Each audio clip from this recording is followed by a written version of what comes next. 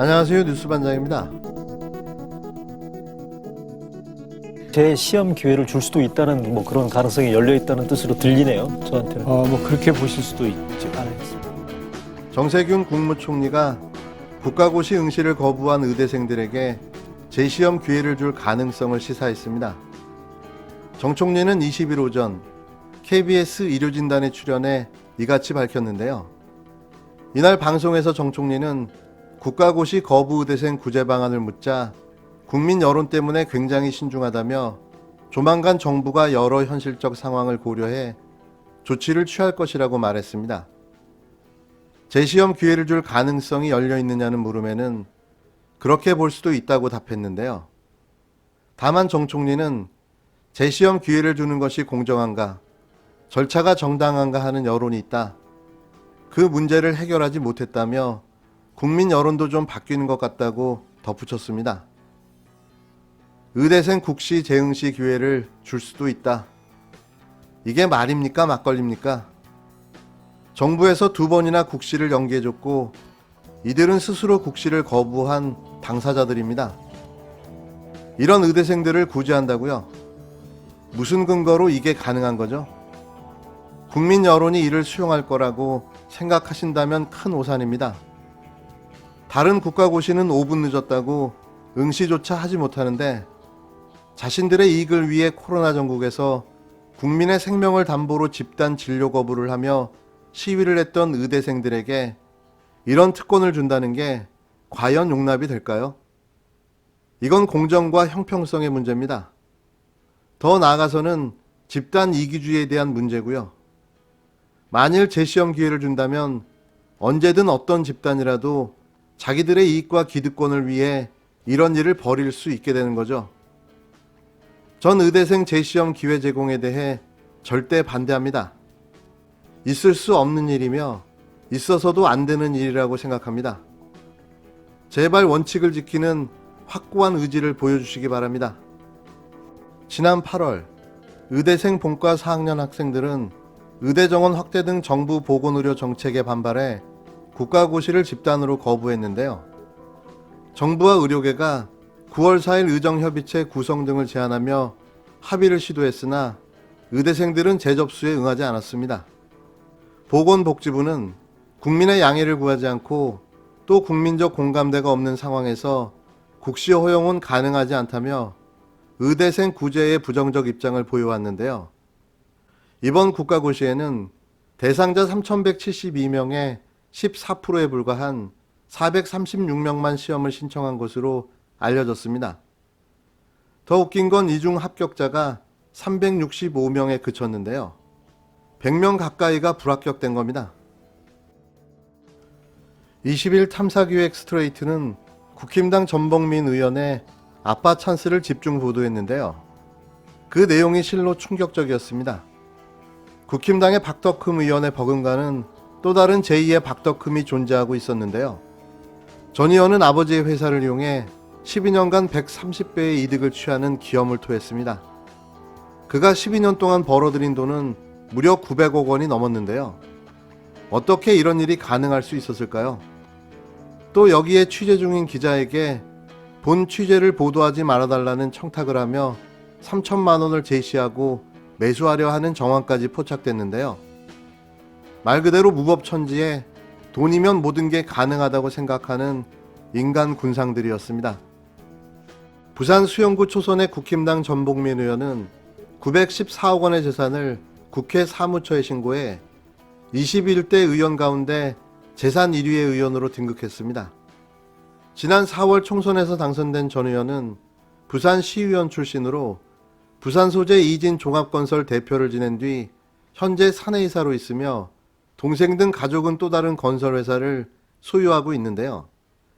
20일 MBC 탐사기획 스트레이트는 부산 수영만 매립지에 대규모 아파트를 짓고 있는 이진 종합건설의 정경유착, 특혜 분양, 청탁 등 건설회사가 벌일 수 있는 종합비리 의혹이 있다며 이를 심층 보도했는데요.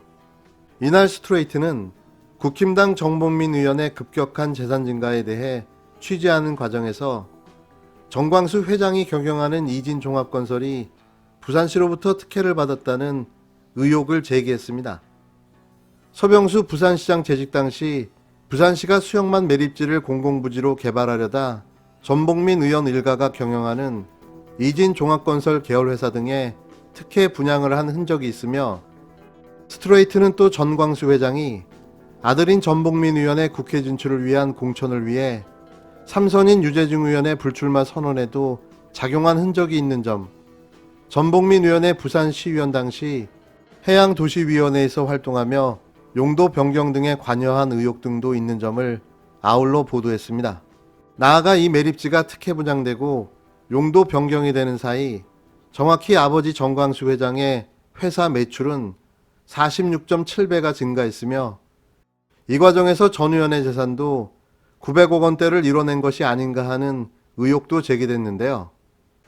또 아버지 전광수 회장 회사인 이진종합건설로부터 전 의원 동생들이 설립한 회사가 도급공사와 아파트 분양 사업을 대규모로 넘겨받아 매출이 급성장한 것에 대해 일감 몰아주기, 일감 떼어주기 등을 통한 편법 증여 의혹도 제기했습니다. 공정거래법상으로도 어쨌든 한 회사가 어떤 그 특수관계에 있는 회사에게 거의 다 의존해가지고 어떤 그 사업을 하고 있는 경우에는 그것도 이제 공정거래법상 부당한 지원 행위에 해당이 될 수가 있습니다.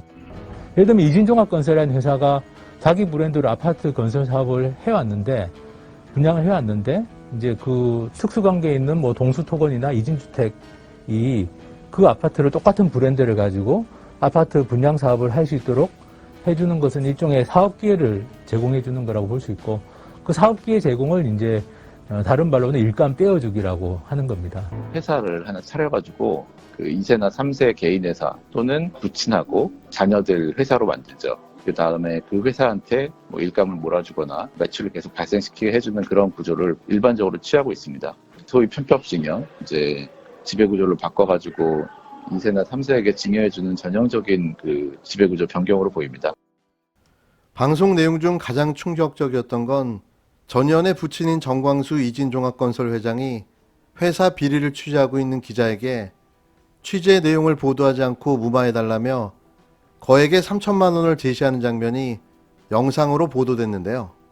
이 사건 취재 중 해명을 듣기 위해 만난 전 회장이 취재 기자에게 대놓고 3천만 원을 줄 테니 보도하지 말라고 보도 무마를 청탁한 겁니다. 이에 스트레이트는 이 장면을 그대로 방송 보도하고 김영란법 위반 혐의로 전광수 회장을 고발할 것을 검토하고 있다고 밝혔는데요.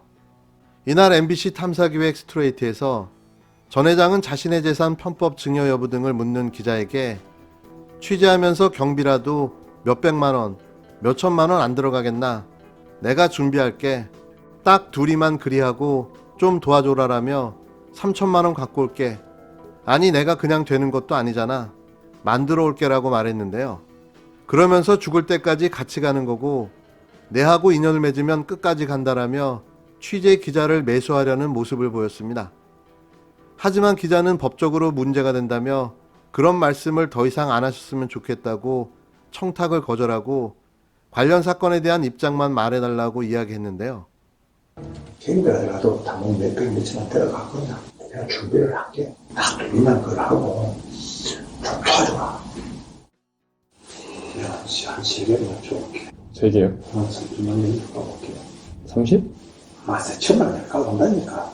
아니 내가 그냥 내 때는 것도 아니잖아. 만들어 볼게. 만들어 볼게. 죽을 때까지 같이 가놓고 내하고 인연을 맺으면 끝까지 간다. 이제 법적으로 문제가 됩니다. 그래서 절대 그런 말씀을 이제 더 이상 안 하셨으면 좋겠고 그 입장만 명확하게 말씀해 주시면 돼요. 그러니까 제가 말씀드리고 명확한 겁니다. 저는 이게 큰 문제가 안 된다고 보기 때문에 말씀드리는 거지. 지금 2020년 아직도 돈이면 내가 원하는 걸 얻을 수 있다는 세상에 사는 사람들이 있습니다. 그런 자가 더 많은 부와 기득권을 얻기 위해 국회까지 진출한 건데요. 미래통합당, 아니 국힘당이죠. 이런 자를 아무 검증 없이 공천해주고 또 선거에 당선시켜 국회의원까지 만들어준 겁니다. 그가 자력으로 그 자리에 올라갔을까요? 저는 그 거짓말 믿지 않겠습니다.